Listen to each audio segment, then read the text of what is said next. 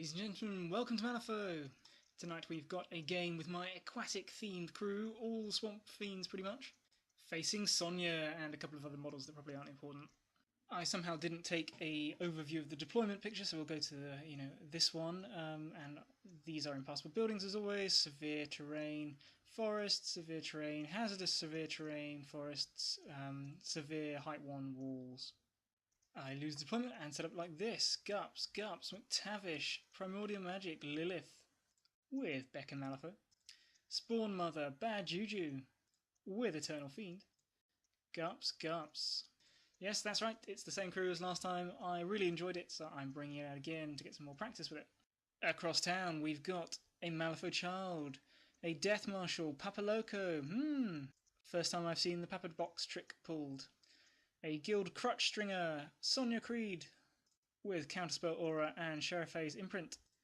Crutch Cisco, with Wade In and Hermanos de Armas. Brutal Effigy, Crutch Stringer, and a Watcher. So with my deployment I've tried to spread out a bit, but not too much, because I don't want to be out of position like I was in the last game.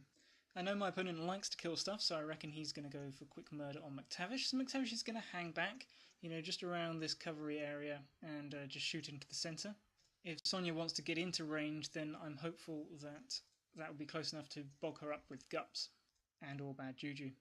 With the Spawn Mother making me more Gups, I'm hopeful I can keep my numbers up enough to start pulling the marker towards me and try to force Sonnia's less than incredibly mobile looking crew towards me. The very open central area is a bit scary, so I'm going to send the Gups up the sides, trying to bluff a marker dropping mission. I'm pretty happy that their silent ability will protect them from the Ostringers. Lilith's going to create some cover around here or here, I haven't decided which yet, which should allow us to survive Sonnia's blasting, and if he does come out to the centre then I can throw Bad Juju in his face. Search the Ruins is a no-go, because there's no way I'm going to have very much left by the end of this game. Especially against this opponent, who is one of the best players I face. Convict Laver I also rule out, because there's just not enough space to put down enough markers on the flanks. The centre is obviously easy to contest, and he's got various things that can easily go down the flanks and block my markers should he wish. Same thing for Leave Your Mark when Ostringers are in the pool. They can kill the Scheme Runners, or move to block the marker, or move something else to block the marker so easy, it's just not worth doing. So that leaves me with Exhaust Their Forces, which I think the Gups can do very well with their leaping. And Frame for Murder on Francisco, he's got to die anyway, and that frees me up to concentrate my forces right in the middle.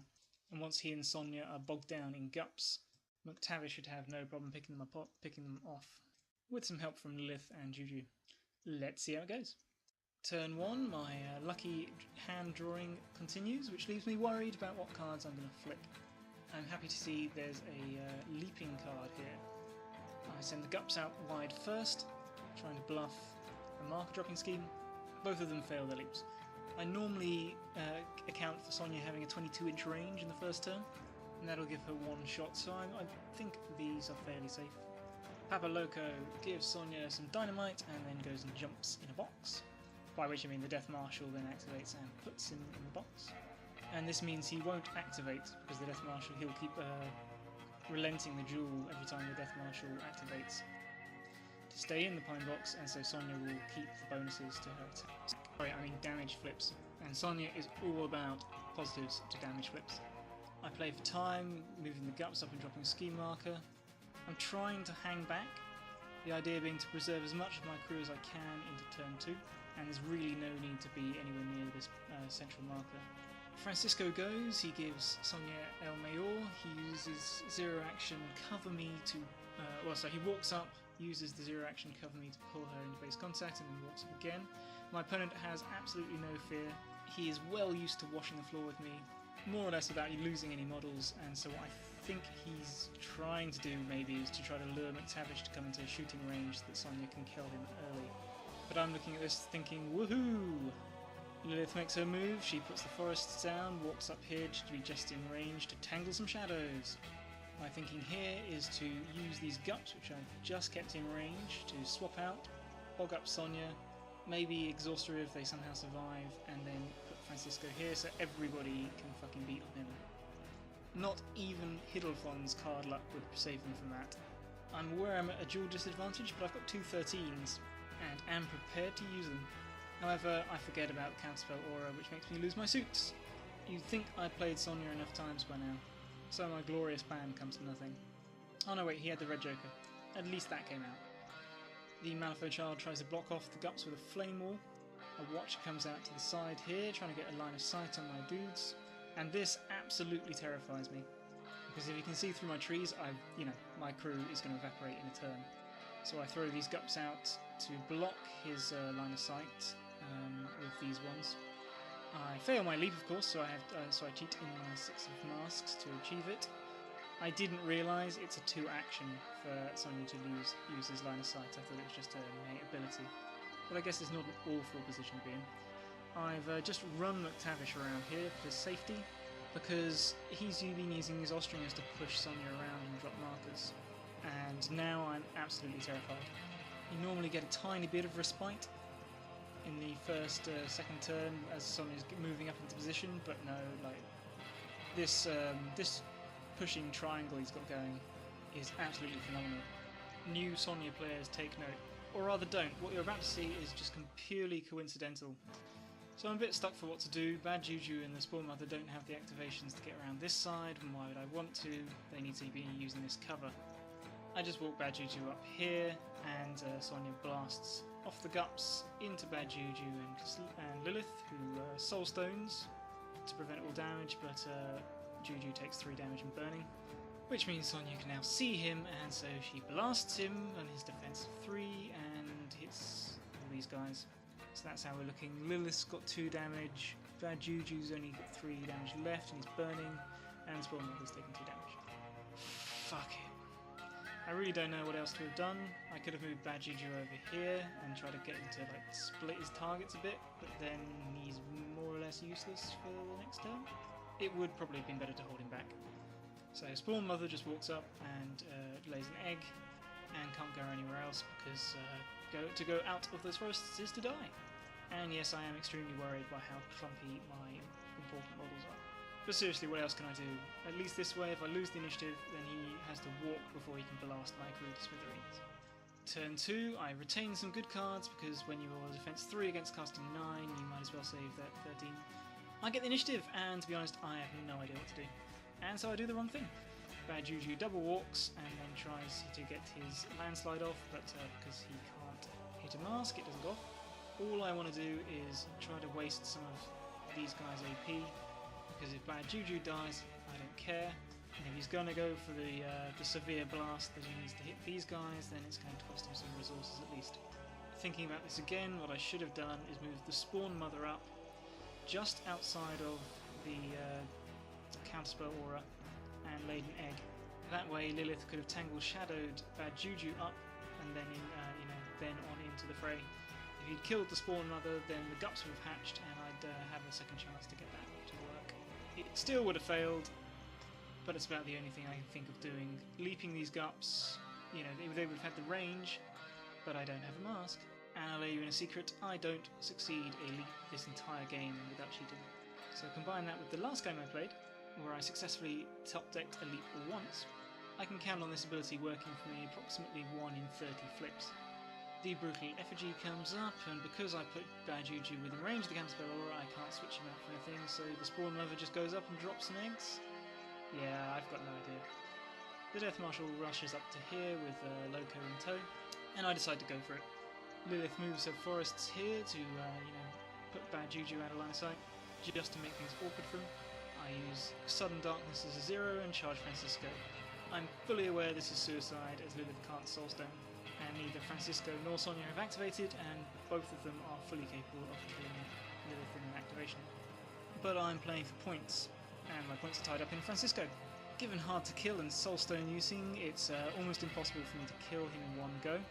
But as I'm at minimum damage 4, I'm hopeful I can put him on his hard to kill, which means I might bleed on him and kill him if I take any hits in return.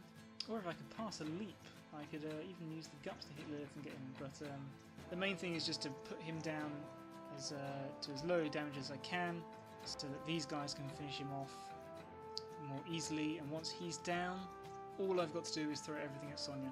I do manage to do 9 damage, but he soulstones 3 in total, so he's not even at his hard to kill, but it's something. The Ostringers don't like my plan, and so one of them tweaks him out of Black Blood range, but this is a rare mistake on my opponent's part, because it means that McTavish can walk around here and just get a line of sight on him. Annoyingly, my trees are blocking the Swampfiend trigger to get a +1 to my attack stat, and fate is cruel and I miss the shot. Francisco flurries and Lilith. I Black Joker my first defense, and he kills her in 1 hit.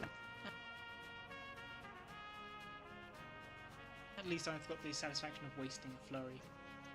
I think the Ostringers just tweak Sonnia over here a tiny weeny bit, and then she blasts at my Swamp Mother, killing her, blasting onto McTavish, soaking up my Soul Stones. I was using Soul Stones to get positive flips and put Sonnia on a negative with the Swamp Mother, but Papa's inbuilt positive was overcoming that.